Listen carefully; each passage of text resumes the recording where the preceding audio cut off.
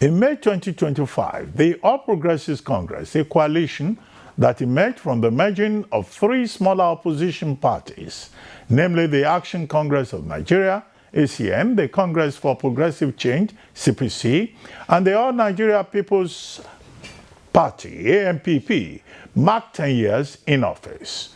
This is made up of 8 years, 2015 to 2023, of the administration headed by the late President Muhammadu Buhari and the current administration of President Bola Ahmed Tinubu, who assumed office in May 2023. The story of how the party made history by sacking the People's Democratic Party in the general elections of 2015 is a familiar one. However, when the milestone of a decade in power came and passed, many will have wondered why no one within the APC family found it necessary to document the achievements of the party in the last 10 years for posterity.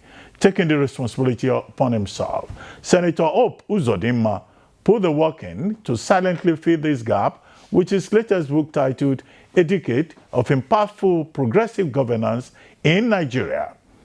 Joining us to discuss the content of this book is Professor Bennet Nwagunma, founder of the book Samaritans. Professor Nwagunma, thank you very much for joining us.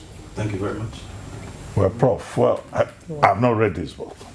So, professionally, I will not make critical comments on a book that I have not read. But I would like you to tell us the story of the book, what exactly the book is talking about, and then to ask you pointedly to disabuse the mind of the public that this is not a PR project for APC, decade of, achievement, because there's a lot of hagiography out there, as I assume you well know. Well, thank you very much, and thank you for this opportunity. Well, as you stated, this is an account of what the All Progressive Congress has delivered in the last 10 years of being in charge. In the words of Senator Hope Uzodinma, the governor of Imo State, and who is the current chairman of All Progressives Governors Forum, which is, as you know, a gathering of governors elected under the APC.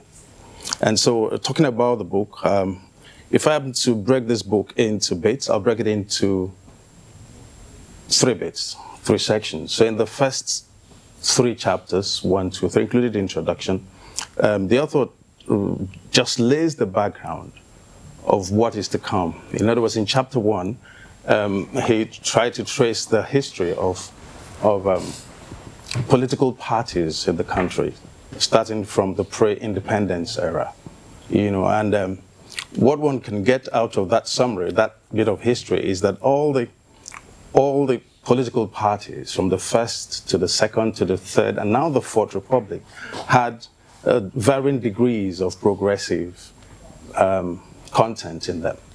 And then in that same chapter, he also went beyond what happened in Nigeria to trace the history of progressive politics or progressive governance all the way to the 19th century, I think.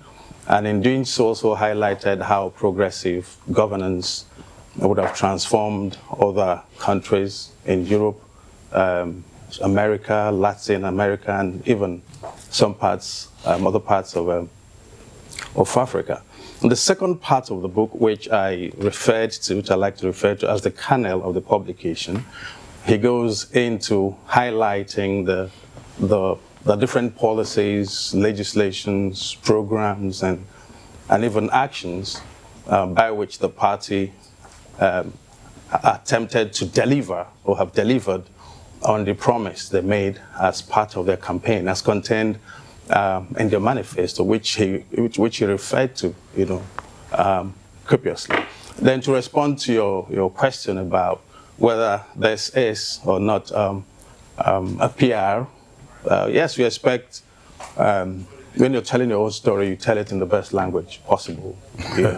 And like the president said at the presentation, if you do not tell your story, nobody will tell it. And if some other person were to tell it, they will tell it in their own way.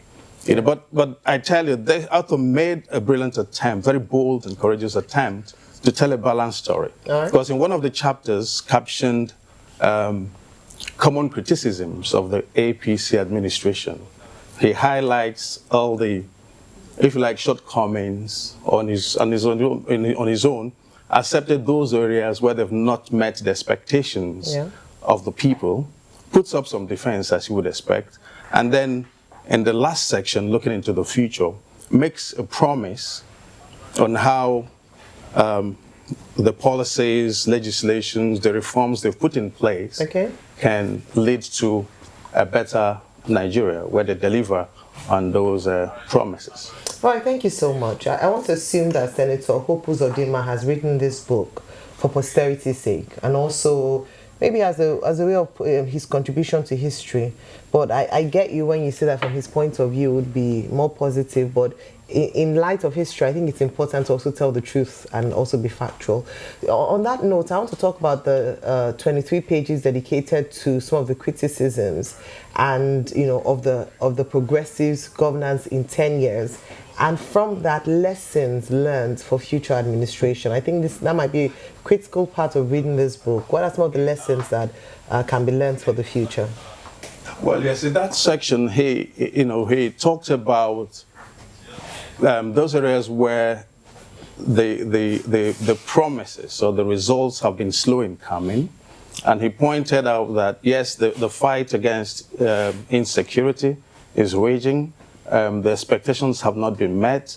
Poverty isn't completely eradicated. There's still high rates of unemployment, and the fight against corruption hasn't quite been won. You know, so he did point out these areas, and then, you know, predicted or promised, if you like, that with policy consistency and incremental improvements on policies, and that the results of the future will be better. Okay. So I think also from the synopsis I read, he also touched on the policies like the fuel subsidy removal, hardship on the people. I don't know if you also talked about education, because this was a key part of the progressives' agenda as well. Were those issues touched on, and what does the future look like? Well, yes, he talked about the reforms, the subsidy, as you said, and how it's the removal of petrol subsidy has freed up funds and resources for deployment in education, improving infrastructure, healthcare, and even funding improvements in agriculture, so we can address food security issues. I've not read the book, but the book is a paradox. An inimical paradox, in my words, because these same things you tout as success in this 10 years is what President Tinubu campaigned about and said Buhari government didn't do well. When he talks about tax reforms, he said Buhari could have done it. When he abuses people that they didn't have the guts to remove subsidy, it's Buhari he's talking to. When he talks about how insecurity has been bad, it's Buhari. Because it's like two governments fighting each other. President Tinubu is claiming that he's coming to clear all the years of misgovernance. The last 8 years of misgovernance before he came in is Buhari's government. So it is a reflection of the internal legacy fights that is going. That's why I said the book is a paradox, because all the things you would tout as achievement has already been nullified by President Tinubu in his campaign, and every day he keeps telling that. When you say, okay, they save for fuel subsidy, Buhari and APC government did not do it. President Tinubu claims he's doing it, but how are they even doing it now, when we are still taking more debts? Secondly, we can't even fund the budget. We are running 3 concurrent budget cycles. Minister of Health says money for capital project got only 15%. So, in fact, it's a cesspit and a mode of fights between two APC regimes in the last 10 years. It should be rather called the years of fights, years of tussle. What do you think, sir? Well, I don't quite agree with you, but I'd like us to navigate the conversation towards the book, if you don't mind, because the book did acknowledge shortcomings but then highlighted the achievements they've made over the years. The book didn't separate, clearly separate the Buhari administration from the Tinubu administration. But it accepts, the author accepts that the last 10 years have been 10 years of governance by the APC, accepting their shortcomings and happily accepting the things they did correctly as well. Okay, Prof. Now, some basic questions. Well, I mean, the book looks like a tome, looks quite impressive. Just looking at it from a distance. Make sure you get a copy. Well, it's okay. Then I can read, and then I'll be very free to give my free opinion, But what's your involvement with the book? Were you the book reviewer? Were you the consultant? You run a group called Book Samaritans. So, and we know Samaritans in the Bible, they're involved in goodwill, helping people. So did Book Samaritans help to write the book? Or was it written by Governor Hope Uzodinma himself? Because many Nigerians will be involved. How can Senator Hope Uzodinma as governor have the time to produce something looking impressive from a distance like this? Where does he find the time? Half of the time is in Abuja, by the way, some of his critics say. So tell us the background, the production process. Well, I was just the book reviewer. Okay. Just a reviewer. That's my involvement with the book. But who said somebody can't write in Abuja? Abuja is a good place to write anyway. But that's aside. Yes, I believe the book was written by the author. He may have got help with research, data and all that, but I think he wrote it himself. But my involvement is just to review the book. I believe he wrote it, yes. Okay, you believe he wrote it? Yes, my involvement was just to review the book. Just to review and present at the public presentation, yes. Okay, that clarification is important. Yes, absolutely. And Imo is also... And your assessment of the book? Yes. Well, I think it's a brilliantly written book. The coverage is quite extensive. Like I was saying earlier, it's very rich in the history of Nigerian politics.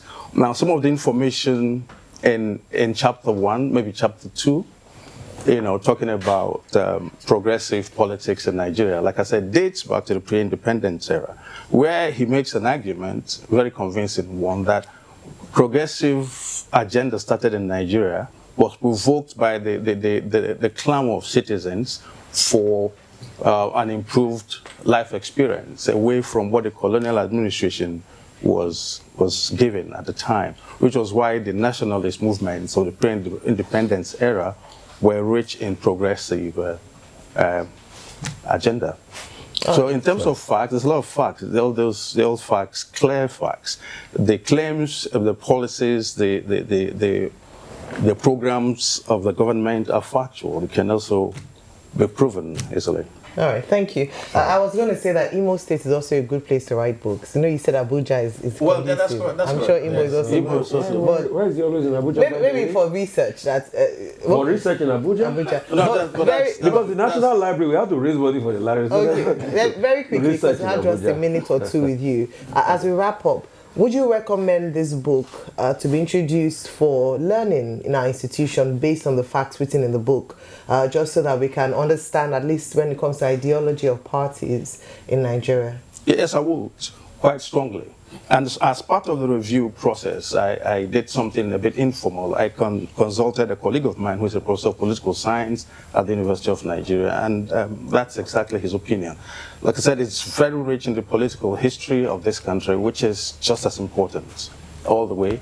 And then it's a reference text in the future. It'd be nice to look back to this, try to match the promises with the performance going forward, yes. Okay, thank you so much for your time with us. You're welcome, and thank you very much for having we look forward to reading the book. You'd actually give us we would like to add it to our collection in terms of our library as well. Thank you. Yeah, that I promise. No, it's to read, not to add to collection. You have to read the book. No, it's not for decoration. No. I meant to read it, and then you can make reference to it. Because I asked him about our schools, our institutions, to have it as a reference point. That's what I meant. No, we'll read it, definitely. Thank you so much. Thank you very much.